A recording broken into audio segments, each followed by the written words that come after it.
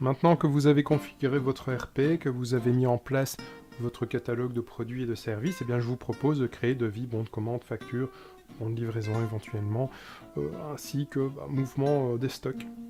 Je vais faire une seule vidéo qui va être découpée au niveau applicatif en plusieurs. Donc je me connecte. On va partir vraiment du cas de base. Hein. On va aller chez Martin Paul. On va créer une opportunité de vente. Alors normalement, j'aurai un modèle vente de fruits, etc. Ici, je vais juste prendre créer une opportunité de vente. Vente, hops, fruits, voilà. Ok, et je vais créer un devis. Alors, vous avez la possibilité d'aller directement dans le RP, de créer, sur ajouter un devis, et puis de lier cette entreprise. Hein, c'est comme vous voulez, vraiment, quel que soit le point d'entrée, de toute façon, ça fonctionne. Hein. Je vais donc prendre fruits, pommes, je vais prendre une unité, voilà. Je vais prendre Super Brise de Vibris, et puis je vais prévisualiser. Hein, donc on retrouve ici mon super logo, ma couleur vraiment pas jolie. Bon, bien entendu, hein, vous aurez fait des documents qui auront une autre tête que cela. Hein. Moi, j'ai fait des configurations rapides juste pour vous montrer à quoi ça ressemblait. On va dire que c'est bon, et je génère mon devis. Hop là. Et voilà, mon devis est là, je peux le télécharger, l'envoyer au client. Donc si on se souvient, hein, on va prendre vente. Et je vais prendre mon modèle d'email, envoi de devis. Ok. Je vais cliquer, ça va ouvrir mon client email, etc., etc. Voilà, boum, c'est fait.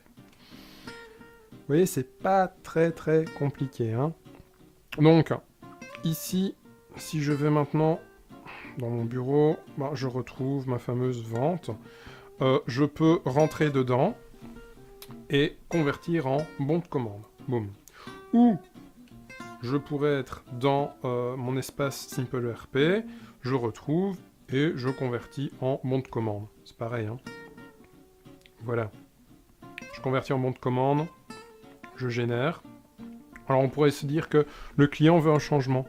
Il veut prendre 1,5 tonnes, mais il veut une réduction de 2%. Voilà. Je prévisualise. Boum.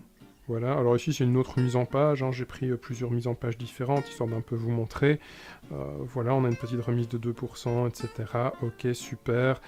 Hop, je génère, boum. Et puis toujours même logique, hein, envoyer au client, valider, stocker. Imaginons, il m'a dit, ok, c'est bon, je convertis en vente gagnée. Oui, je confirme que c'est bel et bien signé. Une fois que c'est fait, eh bien, je vais tout simplement enregistrer. Si je vais maintenant dans facture, je vois que j'ai une facture à réaliser hein, qui est pas faite. Petit truc sympa, hein, il existe ce fameux rapport des commandes non facturées également. Hein. Je peux le lancer depuis, par exemple, le lanceur d'application, quand je vais dans rapport. Ça va me permettre de retrouver ces choses que je n'ai pas facturées. Donc, je suis dans facture. Je vais rentrer dedans. Et on va se dire que le client, il a demandé... Hops. Voilà. J'ai ici ma facture. Ok.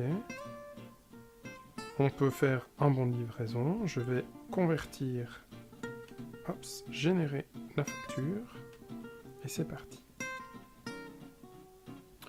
Voilà, je n'ai plus qu'à envoyer cette fameuse facture à mon client. Hops. Et là, oh zut, erreur, je ne devais pas faire ça. Je me suis trompé dans les quantités. Qu'est-ce que je fais? Convertir en avoir. Hop, je confirme. Voilà, je génère. Et attends, on va pas prendre Société Matrice exemple, on va prendre celui avec celle-là. Hops. Voilà, je confirme. Et je me retrouve avec quoi? Avec une facture de montant négatif, annulation de la facture, vous voyez. Et donc voilà, mon avoir a été réalisé directement. Alors, petite précision. Les gens nous disent de temps en temps, oui, mais moi je voudrais que mes blocs de texte soient des endroits différents, je veux pas qu'il y ait autant d'espace, etc., etc. Il faut savoir que les modèles que l'on vous propose en termes de facture respectent des normes, dont les normes postales de bonne, je vais y arriver. Normes postales qui définissent la taille des enveloppes.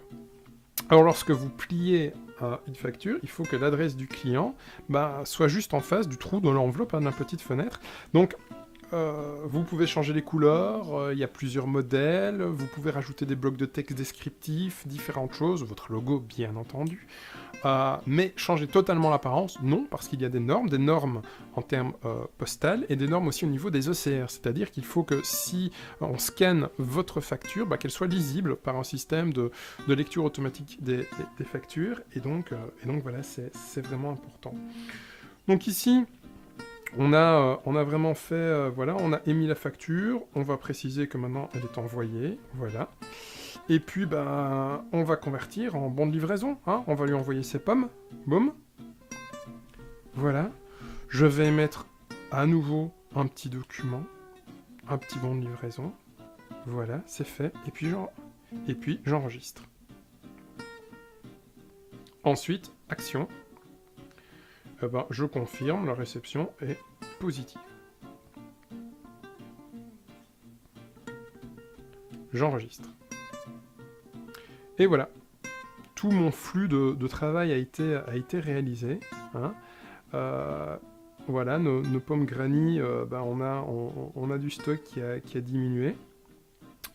Ça a été rapide, je le sais. Vous avez besoin de voir des choses en détail, donc toutes ces choses vont se retrouver sous cette vidéo, des liens explicatifs. Il faut vraiment prendre le temps de lire, de se plonger en détail dans les choses. Au besoin, bien entendu, vous avez comme toujours le site du support qui est là pour vous accompagner.